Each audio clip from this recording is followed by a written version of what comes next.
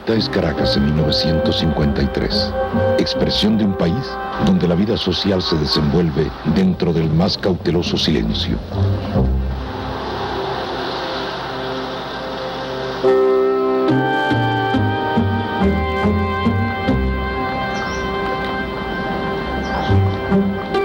Hace ya tiempo que todas las vías de participación ciudadana han sido suprimidas. Una censura rigurosa mantiene a los medios de comunicación en situación de forzosa neutralidad.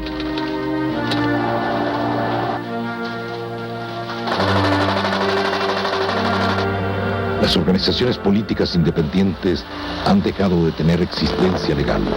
Un régimen dictatorial ha implantado una vez más en Venezuela formas de represión que se creían definitivamente liquidadas.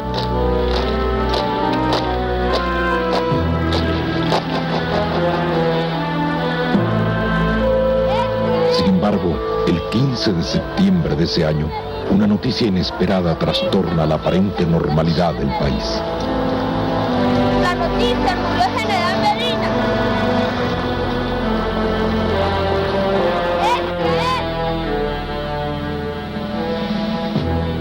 Yo no quise que llevaran el cuerpo al salón elíptico, fue obra mía. Y quien me llevó el mensaje fue Laureanito Vallenilla Planchar. Él se llamaba Vallenilla Lanz. Y le dije, no, el cuerpo de Medina queda aquí. Nadie va a presidir ese duelo. Ese muerto es mío. Y ese duelo lo presido yo, cuésteme lo que me cueste. Pero de aquí no se va. Al salón elíptico no va. Ni nadie va a presidir el duelo de él. Lo presido yo. Entonces le dije a Vallenilla, los honores militares sí, los pido y los ordeno. Le digo, no se pueden hacer los honores parciales, tienen que ser totales. Pero le harán los honores militares. Y se lo hicieron. La caballería tendida, desde el Country Club hasta el Cementerio del Sur. Entonces lo llevaron en hombros hasta la salida del Country Club, a lo que hoy en día casi la entrada del Rosal, ¿no? Pero allí había más gente que se había ido viniendo porque la voz había corrido. Entonces esa gente a su vez pretendía cargarlo. Entonces se oponía a que lo metieran en el coche fúnebre. Y en esa creciente afluencia de gente espontánea y en esa oposición a que lo metieran en el coche porque la gente lo quería cargar, se fue hasta el cementerio.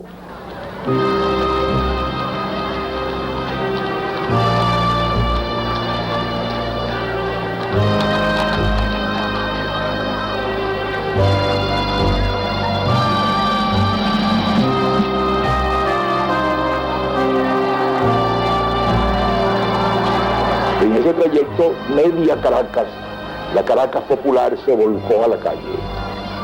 Esa inmensa y conmovedora manifestación popular fue totalmente espontánea. Nadie pudo organizarla. Fue totalmente espontáneo, de boca en oído fue corriendo la noticia y la gente fue bajando y congregándose hasta que se convirtió en aquella oleada humana inmensa. No, que eso tiene para mí una significación muy grande, ¿verdad? Como el pueblo finalmente y en lo hondo de su sentir sabe distinguir, sabe quiénes le sirven, sabe quiénes fueron buenos.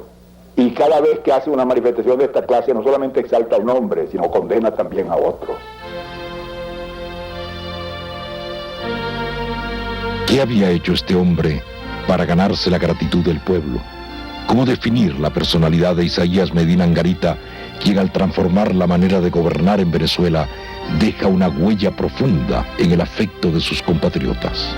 ¿Quién fue este hombre que pocos años antes de morir escribió, algún día, la conciencia de Venezuela habrá de decir que Isaías Medina, puesto en la tremenda disyuntiva de sacrificar su persona o ensangrentar su tierra, no vaciló en sacrificar su persona?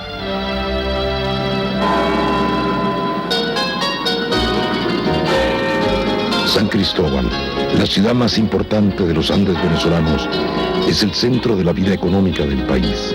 Para finales del siglo XIX, el café era el primer cultivo del Estado y también la primera fuente de ingresos del fisco nacional. El Táchira era el pariente rico de un país pobre. El viaje a Caracas podía durar meses, remontando a lomo de mula los senderos de la cordillera. La capital solo era una utopía lejana para aquellos hombres de campo, prudentes y severos. El poder estaba lejos de las haciendas tachirenses. Y fue aquí, entre la veneración por el trabajo y los azares de la vida militar, donde el 6 de julio de 1897 vino al mundo el tercer hijo de Rosendo Medina y Alejandrina Angarita, Isaías Medina Angarita. Uno de los personajes del Táchira, presidente del Gran Estado de los Andes, comandante de las armas de la frontera, era el general Rosendo Medina, nativo de Churuguara, en el estado Falcón, coreano, como se decía entonces en los Andes, casado con Alejandrina Angarita, hija del general Rosario Angarita, militar tachirense y el primer presidente de Táchira en tiempos de la Federación. De tal manera que su hogar, por las dos corrientes, el de Isaías Medina Angarita, era un hogar de militares y políticos.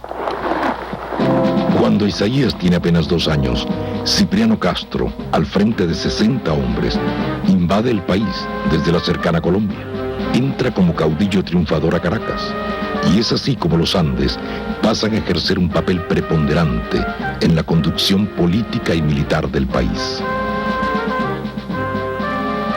Este ambiente de interminables guerras entre caudillos marcará muy temprano la vida del niño Isaías. Ocurre la batalla de San Cristóbal, dura batalla.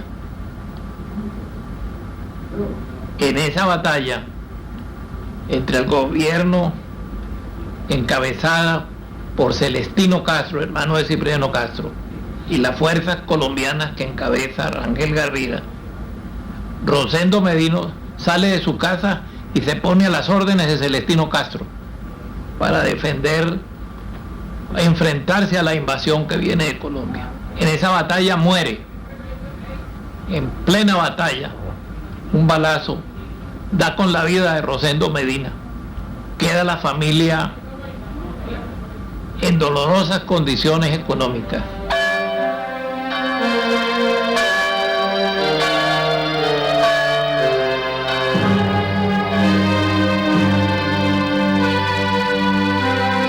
A los 15 años de edad, Isaías emprende su primer viaje a Caracas con el propósito de abrazar la carrera de las armas.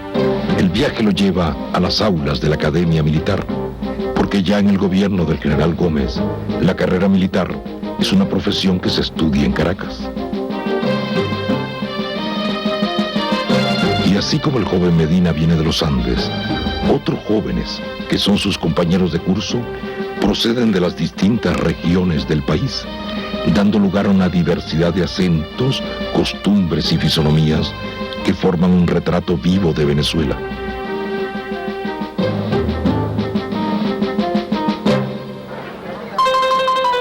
Y allí está Caracas, con sus costumbres que todavía recuerdan la vida rural, pero con una actividad intelectual y artística donde la espiritualidad y el humor florecen. Durante sus años de estudio y docencia en la escuela militar, Medina participa de la vida social caraqueña, al lado de la juventud universitaria, entre artistas e intelectuales, algunos de los cuales van a tener una participación activa en los movimientos estudiantiles del año 28 contra la dictadura gomecista. Yo diría que Isaías Medina era un andino caraqueño, porque ya representaba ese proceso de fusión de los nativos de las diversas regiones. Llega un adolescente y por su genio, un hombre cordial, aún la peor, de una capacidad de expresión verbal excelente, con una presencia que imponía y con esa manera de ser que mantuvo en toda hora, de empeñarse en cordializar, manteniendo siempre la distancia de su cargo, antes de ser presidente. Se creó un ambiente de extraordinaria simpatía en el medio caraqueño. Además, su condición de profesor en la Academia Militar, el capitán Medina, de excelente profesor porque tenía dotes para la tribuna y para la cátedra, pues lo hizo muy popular entre las oficialidades que allí se formaban. Medina, desde sus años de cadete y luego en los largos años, que fueron casi 17, en que fue jefe de la compañía de cadetes de la escuela militar, era un caraqueño, vivía en pleno la vida caraqueña, tenía amistad con toda la gente que caracterizaba lo que pudiéramos decir la Caracas de esa época. Era íntimo amigo de Andrés Eloy Blanco, íntimo amigo de Tito Salas, íntimo amigo de Leo, el de Fantoches. Esa era la gente con que alternaba Medina. De modo que esa idea de que Medina era un militar encerrado con unas ideas dictatoriales, que de repente de la noche a la mañana descubrió una vocación democrática, es totalmente falsa. Medina no hizo toda su vida sino seguir esa inclinación, y la gente con quien él se había rodeado desde la época gomecista eran la gente de pensamiento más abierto y progresista de Venezuela. De su época de joven militar escribiría más tarde: ¿para qué somos militares?, nos decíamos, entre soldados viejos y muchas injusticias. Muchos de nuestros compañeros pedían licencia para dejar los cuarteles. Otros se fueron de Venezuela y otros quedaron presos. Yo permanecí en un grupo cada vez más reducido, en el que existía el convenio tácito de esperar.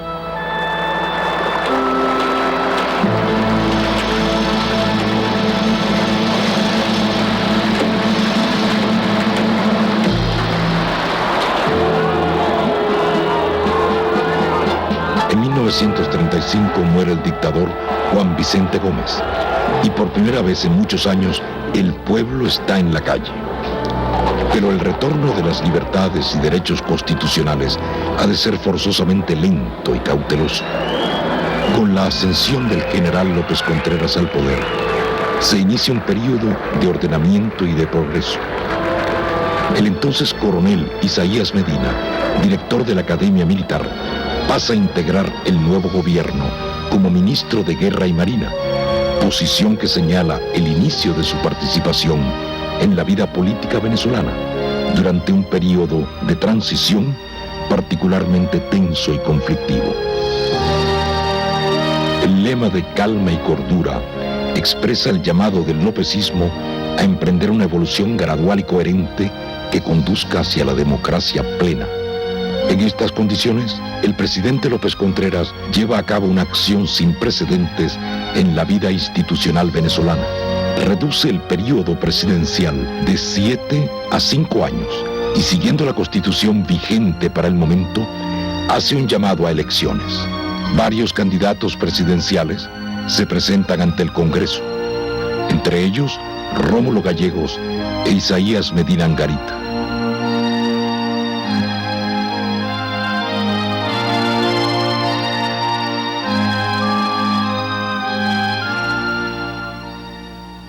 El resultado de las elecciones no pareció deparar sorpresas al electorado. Sin embargo, la gente común, simple observadora de los acontecimientos, se preguntaba qué podía ofrecer al país el nuevo presidente. Por Rómulo Gallegos. Ciudadano presidente, el resultado de la elección ha sido el siguiente. General Isaías Medina A, 120 votos. Don Rómulo Gallegos, 13 votos. Doctor José Izquierdo, 1 voto. Doctor Pietri, 1 voto. Doctor Escalante, 2 votos. Total 127 votos.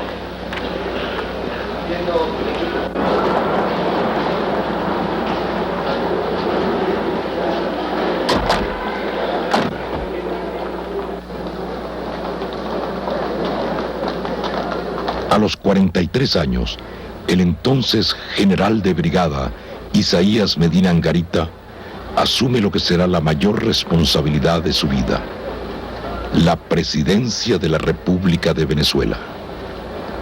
Este juramento es para mí doblemente trascendental e inviolable, porque a la vez que contraigo con el pueblo un compromiso de estricta fidelidad a las normas democráticas, poniendo por testigo a los males del más grande de los hombres de América, También me obliga el ejemplo de amor, respeto, admiración e insuperable devoción por los principios que ha dejado para las generaciones venezolanas el ilustre presidente general de Venezuela. Es luz inmortal encendida por Dios mismo en la conciencia de los hombres. Y favorecerme con vuestra confianza, para que a mi labor de magistrado auspicie siempre el derecho, que es lo único inmutable que ejerce la conciencia de los pueblos.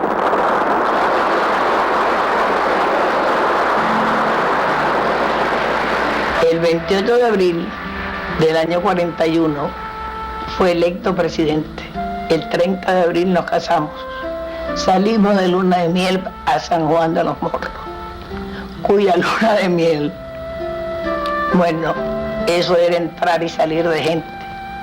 Ya era el presidente de Venezuela. Y algunos iban por afecto, otros por curiosidad. Como 3 o 4 días, no mucho. Ya tenía muchas obligaciones, tenía muchas cosas que atender, ya era el presidente. A Medina, tal vez por su presencia, por su manera imponente de revistar tropas, etc., se le empezó a decir que era fascista, que era admirador de Mussolini y que tenía un retrato en su escritorio de Mussolini. Y eso lo fue envolviendo en una atmósfera en que decían: tenemos a Gómez joven, regresó de la tumba. Pero la forma como Isaías Medina empieza a actuar y las personalidades de que se rodea empiezan a causar una sorpresa que se ahonda más todavía por su posición frente al conflicto internacional, por su empeño en legalizar los partidos políticos. Legaliza Acción Democrática el 13 de septiembre del 41, legaliza la corriente que hoy se llama Social Cristianismo bajo el nombre de Acción Nacional y tiende hacia la reforma que luego realiza el año 44, legalizando el Partido Comunista. Por otra parte, la libertad de prensa fue absoluta, total, y en el empeño de acercarse a una democratización funda el Partido Democrático Venezolano, el PDV. Pero a la hora en que se estableció un régimen con libertad de organizar partidos políticos de toda clase, esa inmensa mayoría, entiéndaseme bien, mayoría, porque era la inmensa mayoría de los venezolanos que apoyaba a Medina, se encontraban en este dilema: dejar que se formaran partidos de oposición y quedar ellos ausentes de la escena política, lo cual hubiera sido un absurdo inmenso. Lo que se estaba garantizando es que se organizara políticamente todo el que quisiera y como quisiera, pero la gente que participaban de ese régimen, que apoyaban ese régimen, que querían ese régimen justo, tenían el derecho a organizarse también y a ir a disputar en la plaza pública el derecho a gobernar. Y eso fue lo que se hizo en el tiempo de Medina al fundar el Partido Democrático Venezolano. De modo que el PDV es un paso fundamental de sinceridad del gobierno y de sus hombres hacia la necesidad de establecer un régimen democrático verdadero en Venezuela, sin ventajismo. Juntos hemos de continuar en el mismo esfuerzo, porque si yo no creyera en la capacidad del pueblo para servir su propio interés y defender la verdad, no creería como creo en la democracia y en las virtudes del pueblo venezolano. Quiero cooperación y comprensión para que en la forma más ventajosa y eficiente la nación pueda cumplir la difícil tarea de desenvolver atinadamente su espléndido destino.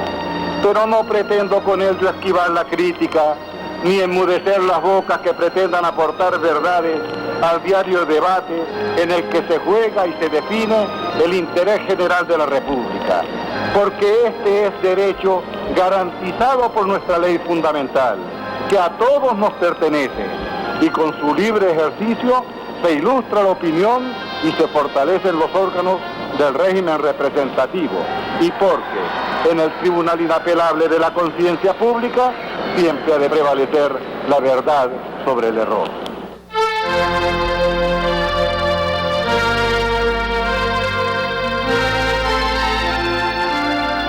Una frase del general Medina expresa de manera franca y espontánea el espíritu renovador de su gobierno. Porque estamos iniciando una vida nueva, Nadie me para en el camino que voy siguiendo. Voy sin prisa, pero sin pausa.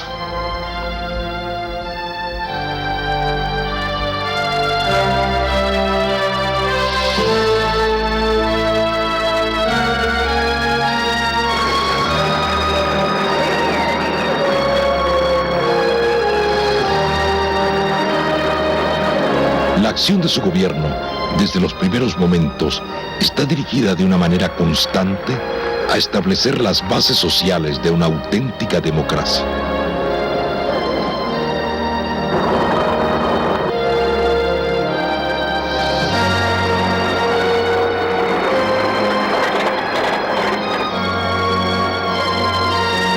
Ha pasado el tiempo de los caudillos que solo abandonaban la capital para recibir aclamaciones.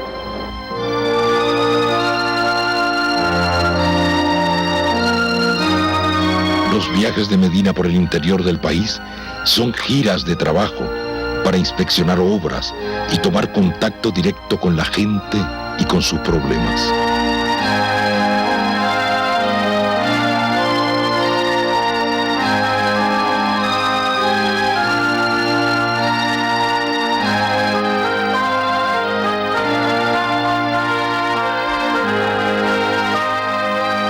Con Medina se inicia el proceso de cedulación en el país. La educación recibe un impulso decisivo.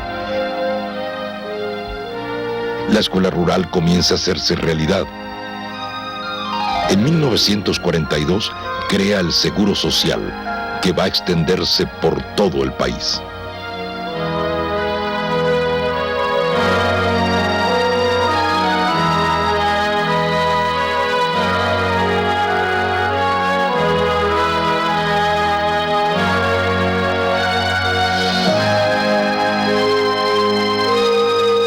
Son ya millares los venezolanos que han visto de cerca al presidente. Venezolanos que se sienten por primera vez libres del temor del poder. El gobernante ya no es un hombre de presa que sustenta su autoridad en el terror. La sonrisa nunca escamoteada del presidente Medina anuncia un nuevo tiempo para todos. Este es el ritmo de la última guarda. La vida caraqueña se movía al son de sus orquestas populares. Pillos Caracas Boys, Luis Alfonso Larraín, Hermanos Belisario. La guerra ardía en Europa. Venezuela había roto relaciones con el Eje y a veces el ruido enojoso de la contienda parecía aproximarse peligrosamente. Pero la Caracas de 500 000 de habitantes permanece tranquila. Se vivía cerca de la naturaleza, en un ambiente de parroquias urbanas, donde las familias se comunicaban de puerta a puerta a través de generaciones.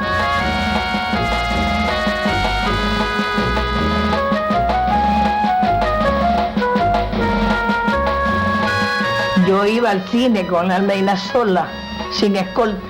Si acaso iba un civil, pero ese civil se situaba muy lejos, porque a él no le gustaba llevar escolta. Estando una vez en un cine de barrio, alguien a quien él le impedía la visión,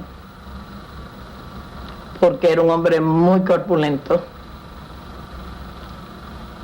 pero muy marcial, un señor lo tocó. Y le dijo, señor, que no me deja ver. Y él se rodó. Cuando vino el intermedio, que ahora no se usa, el señor se quería morir. Pensaba que represalia vendría. Y el general Medina le dijo, amigo, no se preocupe. Usted tiene sobrada razón. Y no tengo la culpa de ser un hombre tan grande y tan fuerte.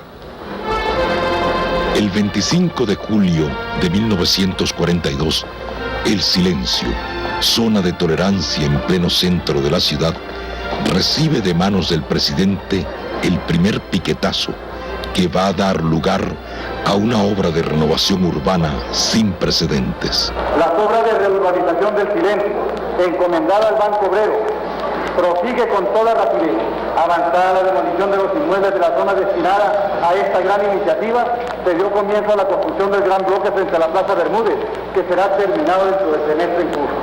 Los bloques 5 y 6 serán concluidos también en el presente año. Esta reurbanización será el mejor ejemplo de que en Venezuela puede realizarse obras tan grandes como las llevadas a cabo en otras capitales americanas. El bloque número 1 estará formado por un edificio que tendrá 400 metros lineales de frente, 8 pisos, y contendrá más de 500 apartamentos para alojamiento de familias y 200 locales de comercio y pequeñas industrias, resultando así este solo edificio el de mayor capacidad de vivienda en América del Sur.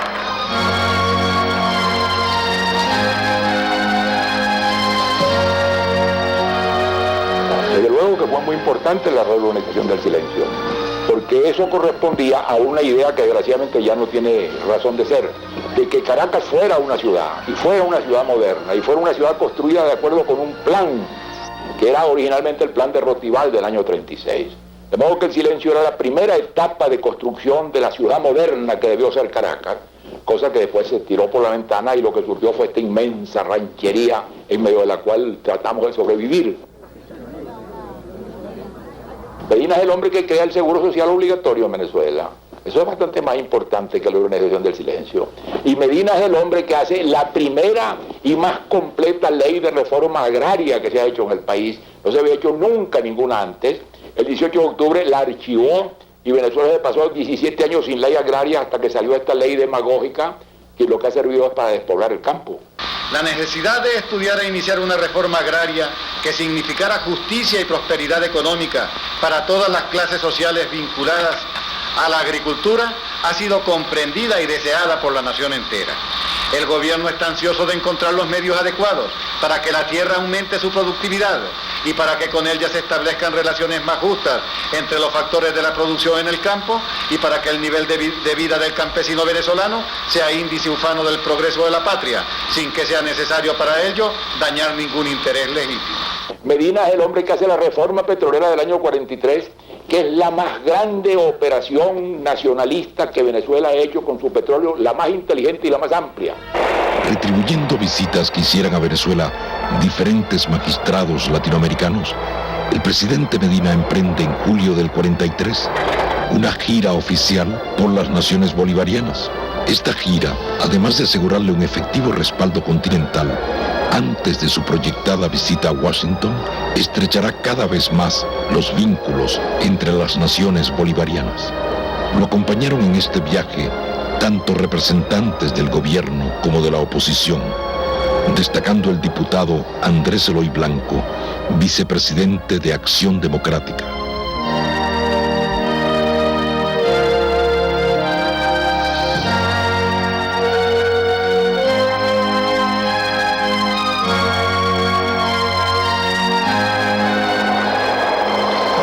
Una concentración sin precedentes de más de 80,000 personas lo recibe a su regreso a Caracas.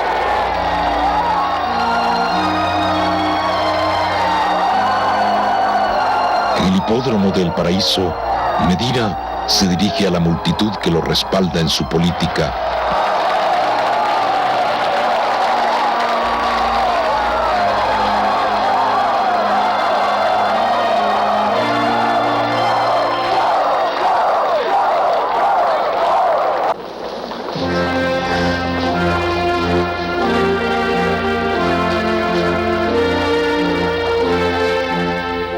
En febrero del 44, el presidente venezolano responde a la invitación del presidente Roosevelt.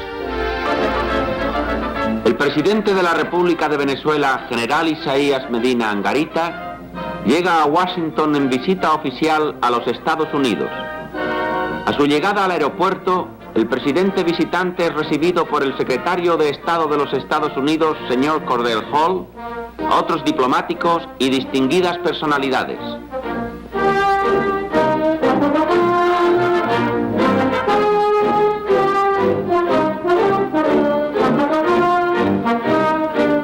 Su primera visita oficial es a la Casa Blanca, centro de las actividades de la guerra contra los dictadores del Eje y los enemigos de la libertad. Una guardia de honor espera al presidente.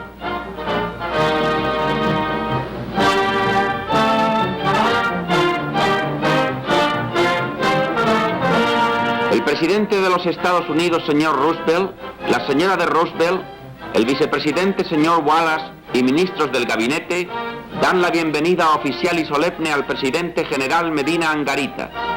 El general Medina Angarita ha sido el primer presidente de Venezuela recibido oficialmente en la Casa Blanca.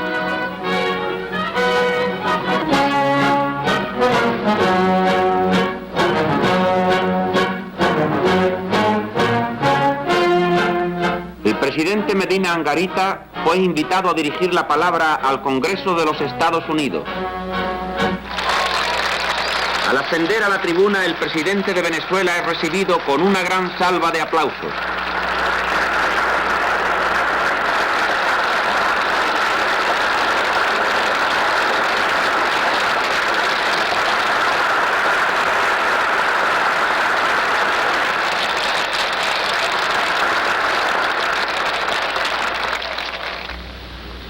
Señor presidente, señores, llego a esta tribuna preclara, penetrado del hondo sentimiento de la unidad americana, a traeros en mi voz de ciudadano de América el saludo fraternal de un pueblo que se enorgullece de haber contribuido, tanto como el que más, con sangre, pensamiento y sacrificio, a la forja de los principios y de las realidades sobre los que se asienta la solidaridad continental. Yo os traigo el saludo muy cordial que os envía un pueblo que entiende y comparte vuestras aspiraciones, que ha luchado por ellas y que está dispuesto a sostener ideales y principios que no son comunes. La patria de Simón Bolívar vive hoy una de las épocas más interesantes de su vida. Venezuela es un país libre. Aspiramos a vivir en un mundo regido por la justicia y por el derecho, ofreciéndonos mutua ayuda, mutuo respeto y mutua confianza. Ni queremos ser engañados ni engañamos. Con buena fe entera servimos la causa de la democracia y de la justicia, que sabemos es también la vuestra. Nuestro petróleo, afortunadamente abundante, ha ido y seguirá yendo hasta los campos de batalla del lado de las democracias. De Simón Bolívar hemos heredado la conciencia de la unidad de América, fortalecida por el hecho inquebrantable de la geografía y por la comunidad de intereses y de ideales. Los tiempos presentes nos atraen a un mayor acercamiento y podéis estar seguros de que es el pueblo todo de mi patria el que hoy, por mi boca, os dice: Venezuela está con vosotros, hoy, mañana y siempre, para la causa de la justicia, de la democracia y de la felicidad del hombre.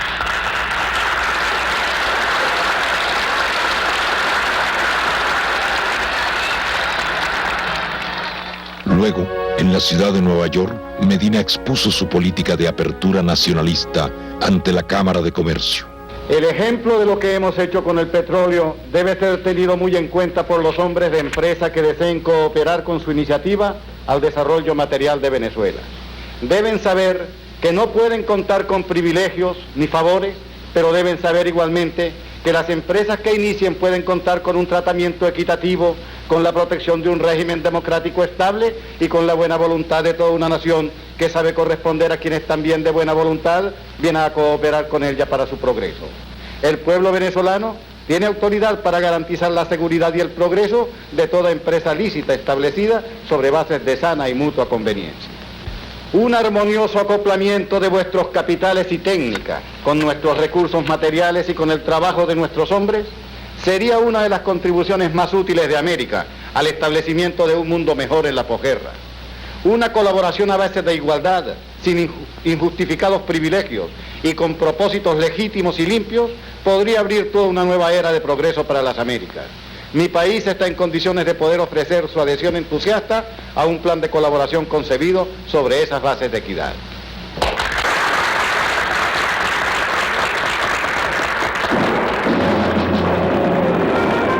En plena guerra mundial, cuando el petróleo era vital para los aliados, Medina dice: vamos a resolver la situación petrolera de Venezuela ahora.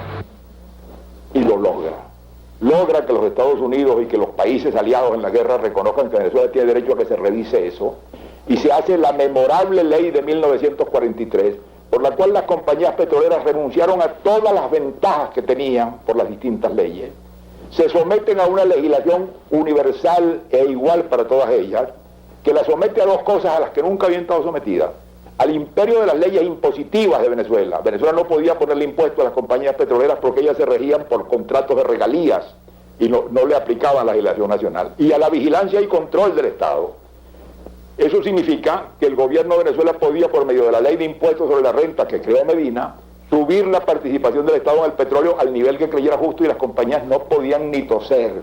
Venezuela entró a una nueva etapa en la cual tenía no solamente sometidas a las compañías a toda la imposición nacional que se quisiera poner, de ahí salió el 50-50, que es un fruto de la legislación de Medina, y de allí salió toda la intervención del Estado en la industria petrolera, que terminó finalmente con la nacionalización.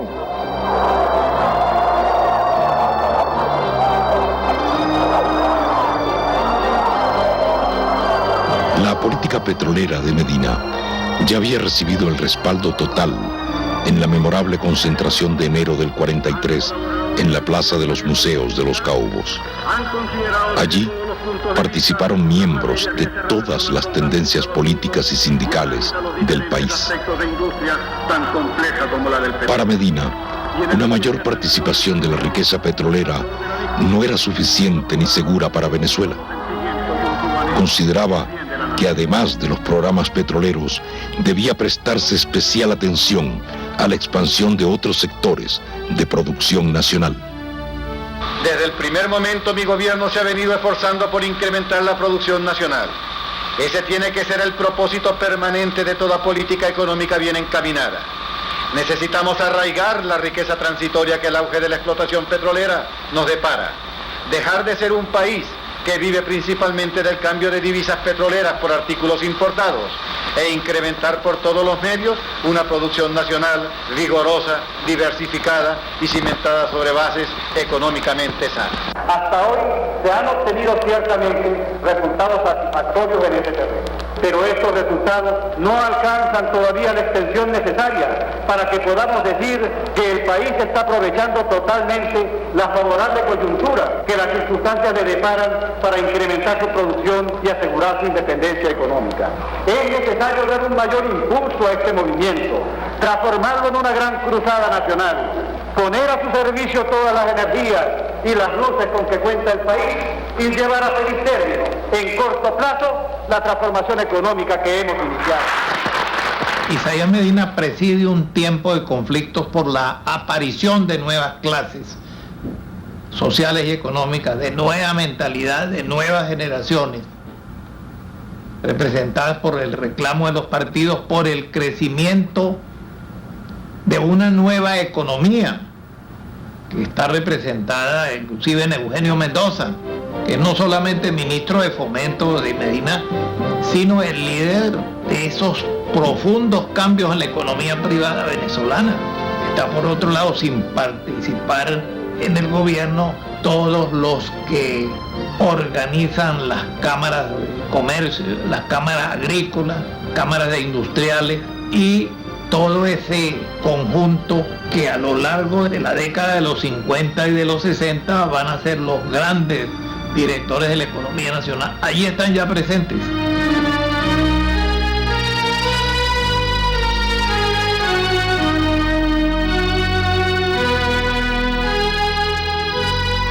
Se vive en Venezuela en plena libertad, y al terminar el tercer año del periodo constitucional que dirijo, es satisfactorio para mí poderos expresar que durante ellos no ha habido un solo detenido político, y que las fronteras de la patria han sido y son, para nuestros connacionales, el pórtico acogedor de su propio hogar, que solo con sana alegría puede ver la reintegración de los hijos que, por una u otra causa, peregrinar por lares extraños. A principios de 1945, en los primeros meses, la situación política de Venezuela parecía clara y segura. El gobierno de Medina tenía el más grande respaldo popular. Sin exageración, de cada 100 personas de cierta validez intelectual en el país, 80 y pico apoyaban el gobierno de Medina. El partido de Medina era el más grande y extendido en el país y lo conformaban las gentes más distinguidas de todo el territorio nacional. Luego ya era una cosa sabida, porque se había conversado, que el candidato que iba a presentar el PDB a la presidencia de la República en las elecciones del año siguiente, iba a ser el doctor Diógenes Escalante. Diógenes Escalante era un hombre muy distinguido, era en ese momento embajador de Venezuela en Washington, con una larga trayectoria, hombre muy respetado. Y entonces Escalante contaba no solamente con el apoyo del gobierno de Medina y de su partido, que era suficiente para hacerlo presidente, sino que lo iba a apoyar el Partido Comunista, que era un pequeño partido, pero que en fin, que tenía representación sobre todo municipal y alguna del Congreso, y el Partido Acción Democrática. Por una razón de salud, de repente el doctor Escalante se reveló que tenía una enfermedad muy grave de su personalidad que lo impedía totalmente poder asumir ninguna responsabilidad de ninguna clase, de modo que desapareció del panorama político. Esto trajo unas consecuencias inmediatas muy grandes, ¿no? En primer lugar, la aspiración que venía teniendo el general López Contreras a volver a la presidencia y a la que Medina se había opuesto porque muchas veces le dijo y yo fui parte en esas conversaciones, le dijo al general López Contreras que si él le transmitía la presidencia a López Contreras, los dos iban a quedar muy mal en la historia, iban a quedar como dos compinches que se combinaron para pasarse la presidencia, y que él estaba dispuesto a ponerse de acuerdo con él en buscar un candidato mutuamente aceptable para los dos, pero que no fuera él. Volvió a resurgir, porque claro, desaparecido Escalante, que era un candidato de consenso, entonces los amigos de general López Contreras insistieron de nuevo en su candidatura. La crisis estalla en 1945 por varias razones. Primero, aquella organización política sólida se va a dividir por el enfrentamiento entre el presidente Medina y el expresidente López Contreras, en razón de la próxima elección presidencial, la del 46, que no se llegó a realizar. Entonces, aquella organización político-militar regionalista del andinismo se divide y se enfrentan sus jefes. Y entonces Acción Democrática, que había apoyado a Escalante para ser elegido por el Congreso, esto es bueno, no había allí ninguna objeción sobre el sistema electoral, de ninguna especie. Iba a ser elegido por el Congreso y Acción Democrática lo apoyaba. Pero entonces cuando desapareció Escalante y surgió la figura de otro nuevo candidato, que fue el doctor Biagini, entonces Acción Democrática retiró su apoyo. Aquello era raro, porque no había gran diferencia entre Biagini y Escalante, fuera de que eran más conocidos o menos conocidos. Biagini era el ministro de Reforma Agraria, Biagini era un hombre de perfecta honestidad, pero ahí cambia el panorama. ¿Por qué? Porque entonces Acción Democrática pasa a la oposición, alegando de una manera clamorosa en todo el país que era absolutamente inaceptable la posibilidad de que se eligiera a un presidente de la República por el Congreso y que había que hacer la elección por la votación directa y secreta. Para esa votación no había tiempo de reformar las leyes vigentes porque faltaban meses para la elección del Congreso. Y además Acción Democrática había aceptado ese procedimiento que era bueno para elegir a Escalante, resultaba inaceptable para elegir a Biagini. El malestar popular por el alto costo de la vida proveniente de la situación de la guerra mundial, el conflicto de las nuevas clases que quieren aparecer y la sorda oposición de la oficialidad subalterna. Eso da como camino o da lugar a que se junte un sector de los jefes del Partido Acción Democrática con un grupo, el 7% de la oficialidad subalterna del ejército, para provocar el mediodía del 18 de octubre de 1945 este movimiento que corta la historia de Venezuela.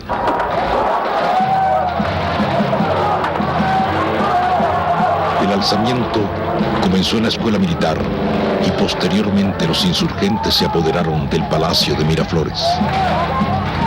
En Caracas, la policía, junto a tropas leales, salió en defensa del gobierno, mientras los rebeldes recibían el apoyo de las unidades aéreas de Maracay.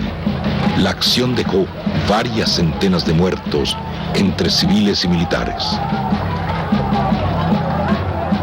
Derrocan al gobierno, proclama un gobierno provisional, una junta de gobierno, que desde luego era un gobierno militar. Este era un golpe dado por los militares con fines militares, que no tenían mayores fines políticos, y al cual Acción Democrática se sentía completamente en el aire, porque no tenía base, lo que era un pequeño partido en el país, y no tenía cómo hacerle peso a los militares. Pero cuando los militares resolvieron dar el nuevo golpe puramente militar del 48, no tuvieron problema para hacerlo. Luego de 48 horas de confusión política, se cristalizó la situación. Medina ya no era presidente de la República y la noche del 19 de octubre, las emisoras de radio daban a conocer al país la formación de una junta de gobierno presidida por Rómulo Betancourt. La Radiodifusora Nacional y la Cadena Nacional de Radiodifusoras, transmitiendo desde el Palacio de Miraflores. Una vez volverán a la radio y a la prensa los hombres de la revolución a ampliar, profundizar y definir más concretamente aún lo que queremos. Junto a su familia, el general Medina se exilia en la ciudad de Nueva York, donde permanecerá hasta 1953. Este periodo servirá al expresidente para analizar a fondo sus años de gobierno y escribir 4 años de democracia, obra que solo se publicará después de su muerte.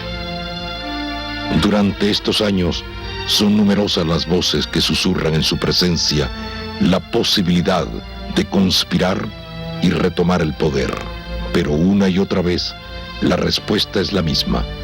Medina se niega a participar en la agitada vida política venezolana a través de fórmulas no democráticas. En el exilio sobrevivimos por mi renta, porque a él lo despojaron de todo y fue la víctima y el reo necesario. A muchos le devolvieron su casa y no le devolvieron nada. Su amor por la patria duró hasta su muerte. Rencor no tuvo nunca. No era hombre de represalia, no era hombre de bajeza. Era un hombre noble y humano.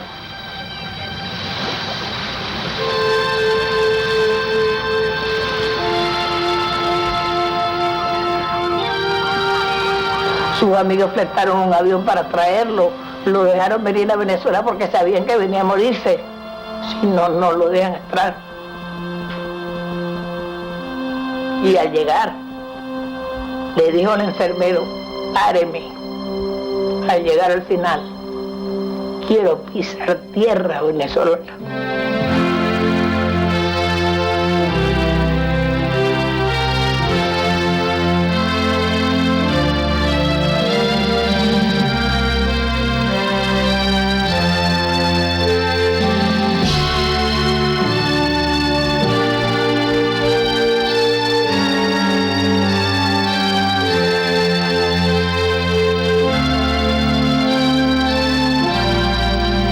La vigencia de la obra y del hombre que desarrugó el ceño del poder crece con el tiempo y se proyecta sobre nuestra historia. Durante casi 5 años, Venezuela contó con un presidente cuya labor de gobernante solo se comprendió a cabalidad muchos años después. Quizás Medina pudo entenderlo y por eso escribió: no es el juicio de los contemporáneos el que puede decir la palabra de justicia. Lo que hice entonces fue cumplir al más alto precio el mayor de mis deberes, la defensa de la paz y de la seguridad en Venezuela. Isaías Medina, un presidente, un soldado de la libertad.